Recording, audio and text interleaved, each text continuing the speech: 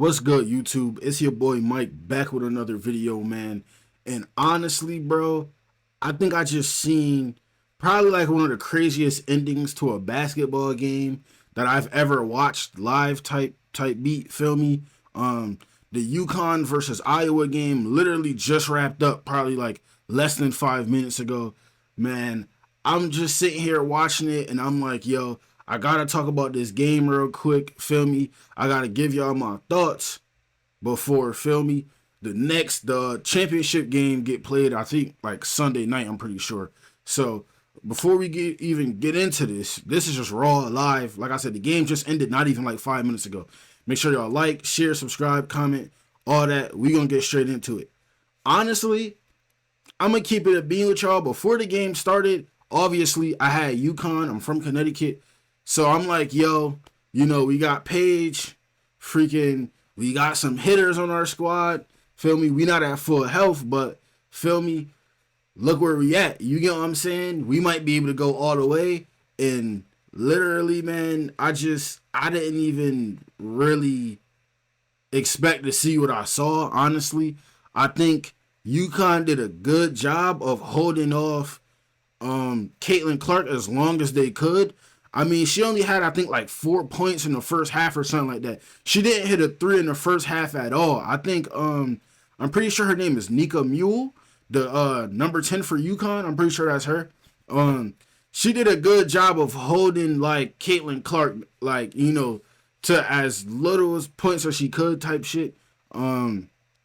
Literally, like, I kind of seen it coming that Caitlin was still going to kind of get her buckets a little bit, but her, as in Caitlin and Paige, they both was like starting off real rough. I'm not gonna lie, UConn came out the gate low key swinging. They was forcing a lot of turnovers on for freaking Iowa. Iowa had like 12 turnovers in the first half, and in the second half, I think they only had like one or two. So like, they coach must have been in that locker room telling them like, yo, get a grip on the ball, take care of the ball, and be patient, and just hold it down. And literally, UConn literally had this game in the bag until probably like maybe like halftime. I'm not gonna lie. After halftime, Iowa started to sort of come alive a little bit.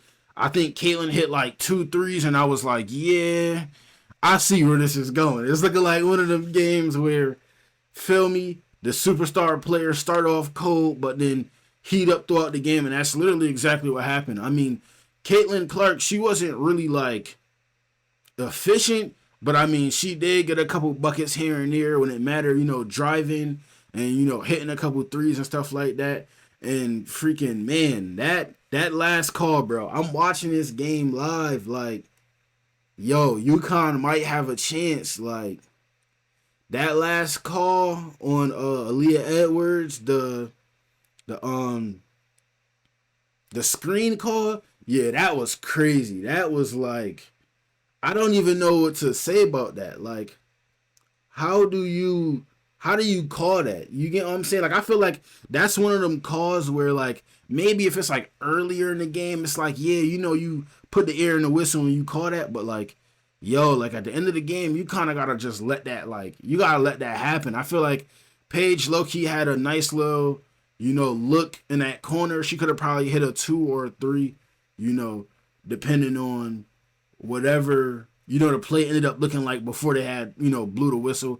I think, like I said, I think Nika Mule, I think she had an open shot as well, or was getting towards like getting an open shot, but it's just so unfortunate that that had happened. And I think that that's like where you see like the biggest difference between like, like the college level basketball and like professional basketball. Cause I feel like, imagine like a call like that would not gotten called like in the finals or something like that. I can just tell you that right now. Like, it's certain games where like the refs gonna let them play that out. I feel like it wasn't, maybe she moved a little bit, but it wasn't the screen wasn't like, there wasn't enough like movement or like force or anything like that for that call to get called. You get what I'm saying? But man, first of all, I mean, you gotta give credit where credit is due, though. I mean, like Iowa basically was on the ropes, like the first two halves. Like I said,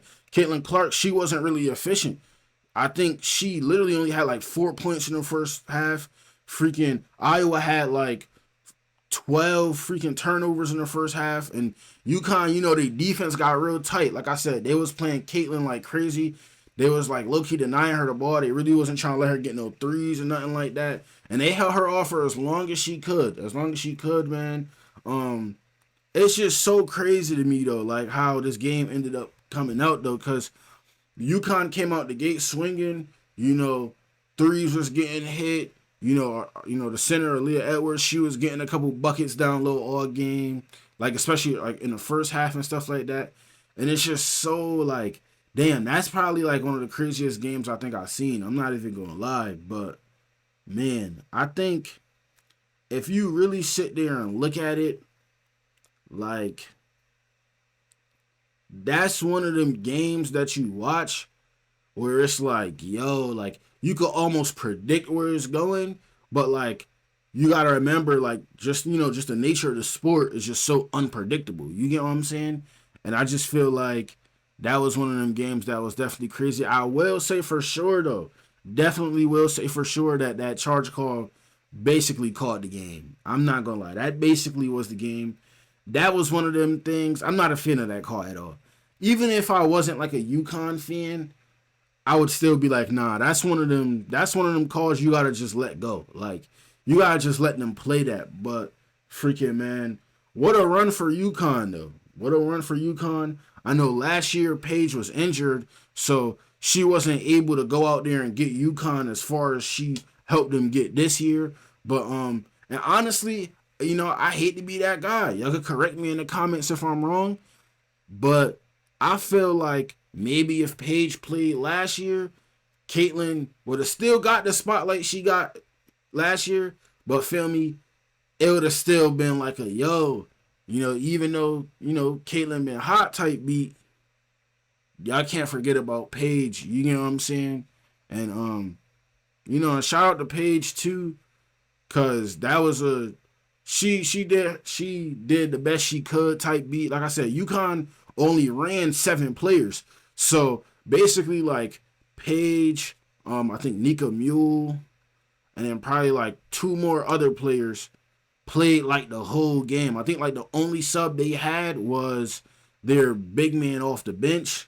But that was just crazy, man. You gotta give credit to Nika Mule as well, because she ended up I think she ended up like tweaking like her leg twice. I think like her leg and then probably like her ankle or something like that.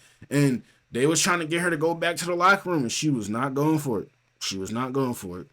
It was crazy. She was not going for it. She like, I'm gonna go back out there and I'm gonna try to finish this game. And you gotta give her credit though, because she was the main one locking down Caitlyn. You get what I'm saying? And like I said, I feel like I sort of like thought I knew where the game was going though, because I'm watching it and I'm like, yo, like, of course she about to go down, because it was like soon as she went down, like I think Caitlyn had hit like one or two threes, and I was like, yo, of course as soon as her best defender gotta go to the locker room real quick or something like that, freaking she start heating up and warming up. But man, that was definitely a game, man.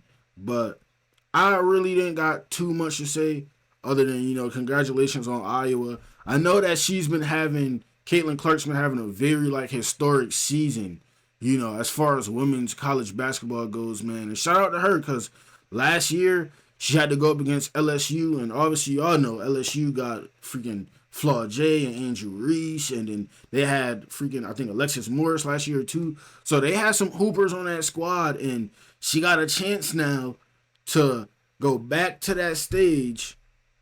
Well, she is going back to that stage now with the chance of beating them, because I'm pretty sure she declared for the draft like a couple months ago or something like that. But man, South Carolina, they just beat NC State.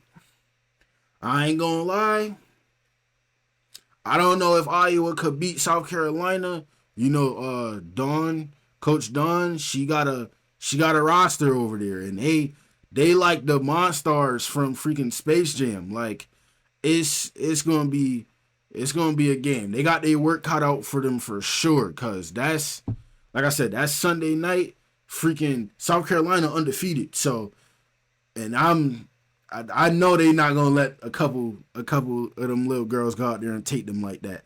I ain't gonna lie. I think I forgot the girl name on South Carolina, but I know she got some height on her, so that's gonna be a tough matchup for Iowa, man. But that's all I really got to say about that game.